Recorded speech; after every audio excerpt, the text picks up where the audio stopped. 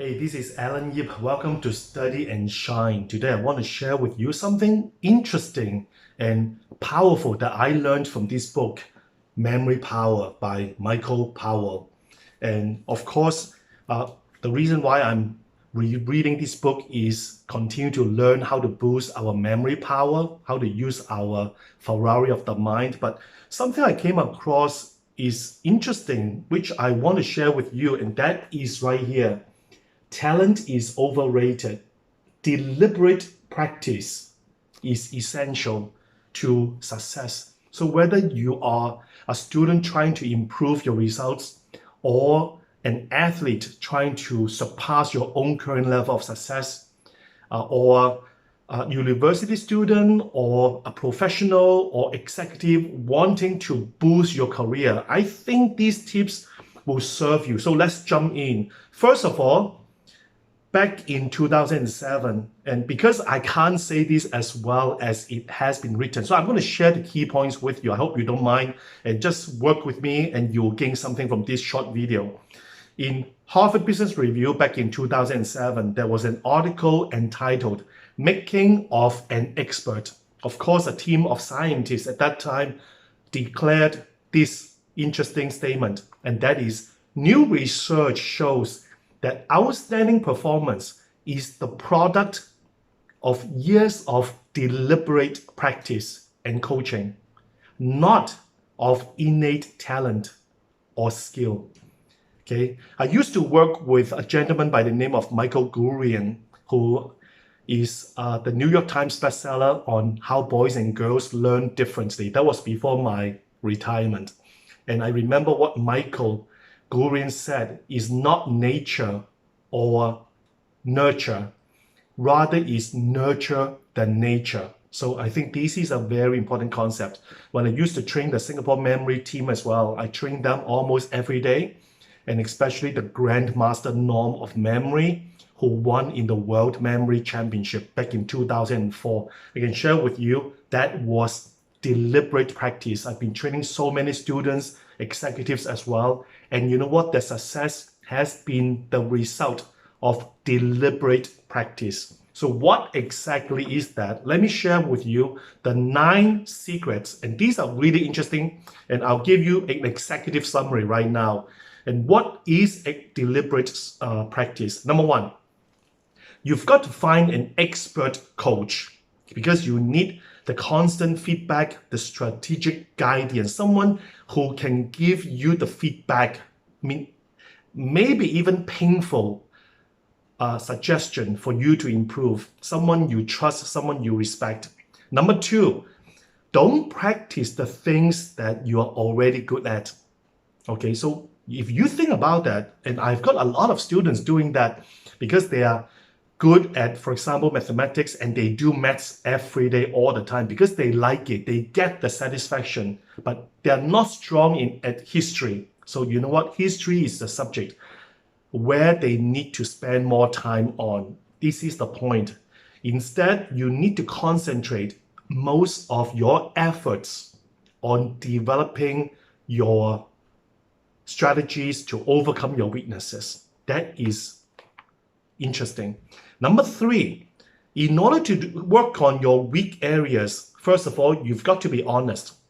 You've got to admit that you are not as good as you want to be. And therefore, with that humble mindset, now you're willing to learn, you're receptive to feedback or new information. And of course, you also need to believe that you can and you will improve. Otherwise, you won't have the sustained motivation to keep going. Okay, so that's important. Point number 4, you've got to love something to excel at it. But it doesn't mean you will enjoy all the time. Well, how true is that?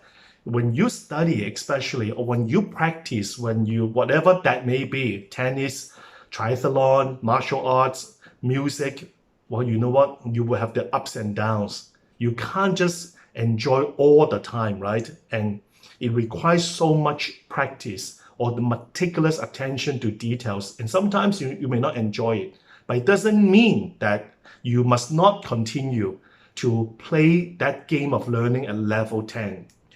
Point number 5. The study of London taxi drivers. I won't get into the technical details, but the point is simply this. From the study of London taxi drivers who spent 2 years memorizing the street names and directions and in the city of London, the conclusion was simply this. Our brain is like a mold. It's called neuroplasticity. That means you can mold your brain. You can train it and mold it to learn. And this is the point I want you to remember. But it requires training, okay? But you can do that. You can train this Ferrari of the mind to run fast. Next, point number 6. We are getting there. I hope you are really appreciating the insights here because my goal is to serve you. Point number 6. Without daily physical training, no amount of positive thinking, vision, or desire can help a regular person to sprint 100 meters. That means 329 feet in under 10 seconds. So the conclusion is you've got to train your brain the same way you train maybe in your sport physically. You've got to put in the time and efforts, the enthusiasm and energy into your studies, into your craft. Point number 7. This is interesting. Living in a cave does not make you a geologist. That means just going through the motion won't make you an expert. Or this is my own comment. Enjoying the delicious food won't make you a Michelin star chef, right? You've got to do it with intention. And you've got to really put in the goal setting, the planning, and of course the execution to get this done. Point number 8, self-regulation. Okay, in order to master your craft, to become an expert, you've got to manage yourself. You have to set goals for every practice session or study session, as I've talked about before. When you set goals, now you have benchmarks to measure your performance or your progress against. And the example given in the book is this. Interesting. If you're a runner, maybe you'll find this profound because it says that ordinary endurance runners usually in a race tend to think about how painful this is going to be. But the elite runners, they focus intensely on themselves rather. So once again, they focus intensely on themselves. That means they know it is going to be hard, it is going to be painful, but they will focus on their strategies and their motivation to overcome the hurdles. That's the difference, really. That makes all the difference. And without this self-regulation, you can't really gain the feedback to train your brain to improve or to break through. Last point.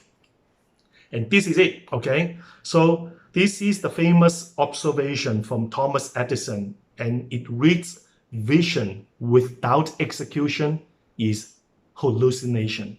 That means you've got to put in the work. You've got to do the work.